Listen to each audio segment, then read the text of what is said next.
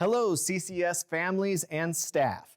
As you know, Hamilton County moved to the red level last week, and we are really proud of the work we have done as a school community addressing COVID-19. We want to keep our students in school.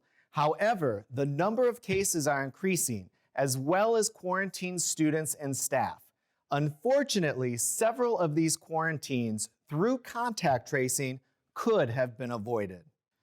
Please do not report to school or send your child to school if anyone in your house is waiting on COVID test results. Even if your child is asymptomatic, please be patient and wait to find out if the exposure to the positive person has occurred. Every day your child attends increases the likelihood of more quarantine individuals. Additionally, by now, we are aware of many of the common COVID symptoms, and we are also aware that in a normal year, kids attend school with minor colds, coughs, and sniffles.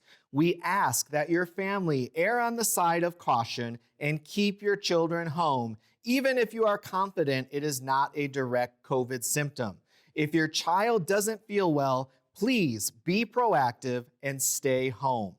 Finally, we understand pandemic fatigue is real, but please review these screener questions. And if you or your child does not meet any of the four, do not report to school. And we ask that you contact the COVID hotline as well as your physician.